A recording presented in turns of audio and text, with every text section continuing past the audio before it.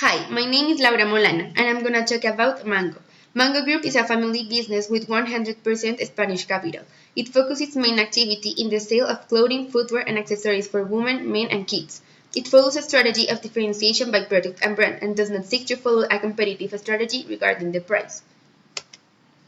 In just a decade, it has tripled its turnover and has multiplied by 8 the number of international points of sale. Its success is due to factors such as the identification of its target audience, a defined internationalization strategy, and an integrated international marketing mix policy, where localization is a part of the key to its international success. For the process of internationalization, the company was driven by the strong existing rivalry in Spain. First, they choose countries with great geographical and cultural proximity. This occurs because it is easier to introduce products and new brands in markets that share a similar culture.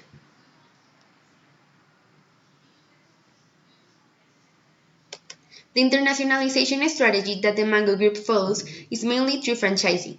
The direct franchise allows Mango to enter into foreign markets in a less risky way, cheaper and faster. Another method used is the installation of franchises through direct investment with own stores. This process is much riskier and the penetration is slower. They adopt local solutions rather than merely replicate the home market. That's why it has an 80% universal collection and a 20% to adapt the collection to the country, which means that the company sells a largely homogeneous product for a global market, but some adjustments have to be made to its product offerings. Although there are a number of collections destined to serve very different markets, divided in this way: collections for cold countries with extreme climatic conditions, collections for Asian countries and Arab countries where they have to adapt to their culture and religion, and lastly, collections for warm countries.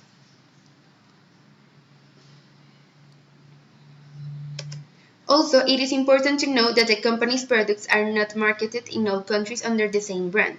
Mango is the original brand under which the company began the commercialization of its products. M&G is used in all those markets where the original brand is previously registered by another company. For advertising, they have a budget of 4% of their sales. They come with local people who know the country so they can advise on what advertising campaign is best for each market. They make use of magazines, the creation of events such as the Mango or Mango Party Awards, spots, Facebook corporate website use, catalogs, etc. As can be seen in Figure 1, Mango has a lot of competence that has the same segmentation and manages similar prices and quality. But what makes Mango different is that they come with this new line oriented to a different group that any other clothing store has.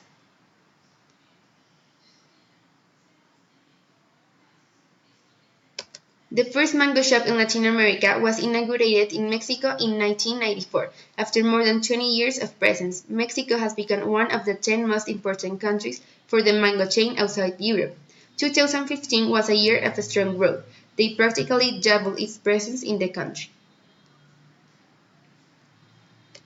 This market is culturally close to the home country and provides reference for the later expansion to the South American market. That's why every time Mango wants to make a new launching in Latin America, they prove it in Mexico.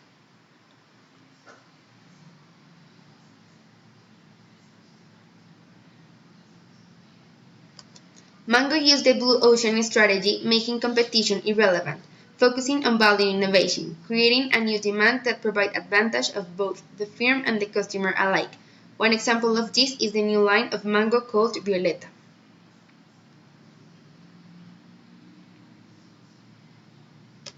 Violeta was born in 2013, when Mango begins to develop other lines such as Mango Sport, Mango Intimate, Mango Kids, and Mango Men. In 2015, they expanded to Mexico. This new line is oriented to young women from size 40 and up to 52 and has its own store.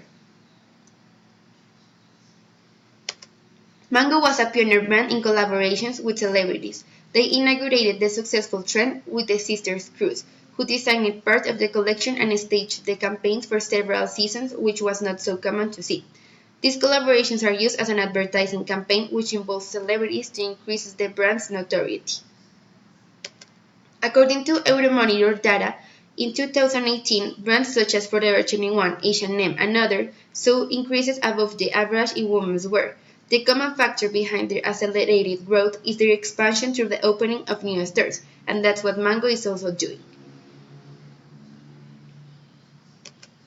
The textile and clothing sector, like the manufacturing industry as a whole, is constantly evolving within the framework of a global economy and continuous changes. In Spain, the textile sector is going through a critical period. They are trying to maintain its competitiveness in the international market against the Asian push.